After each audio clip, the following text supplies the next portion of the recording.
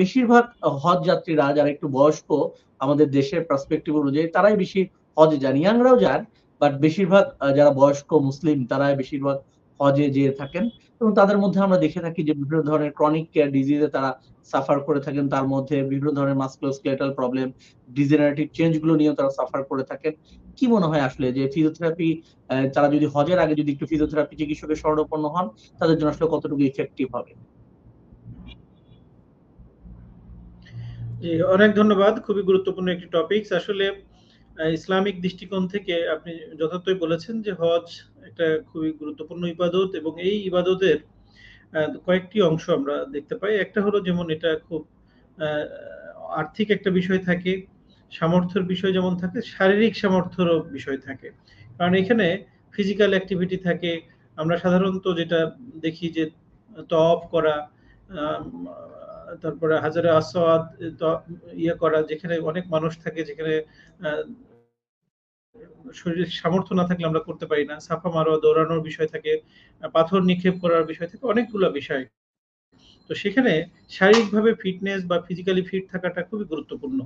তো আমরা বয়স্ক জনগোষ্ঠীর মধ্যে যারা হজে যান তাদের ক্ষেত্রে আমরা দেখতে পাই ওখানে যাওয়ার পরে বেশ কিছু সমস্যা নিয়ে তারা ভোগেন এবং দেখা যায় যে সঠিকভাবে হজের যে আনুষ্ঠানিকতা সেটা করতে পারে না।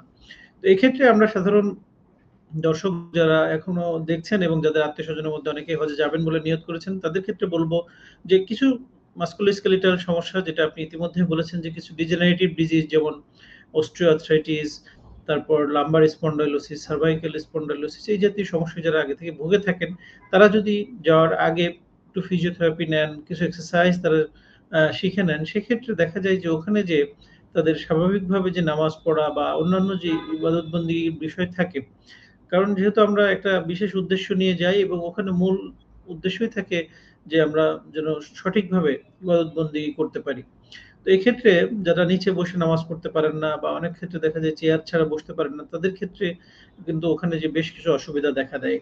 তো আমরা দেখতে পাই যদি একটা প্রপার গাইডলাইন অনুযায়ী ফিজিওথেরাপি নিয়ে তারা তাদের ফিজিক্যাল ফিটনেসটাকে ঠিক করে যেতে পারে, সেক্ষেত্রে আর সমস্যাটা তেমন থাকে না।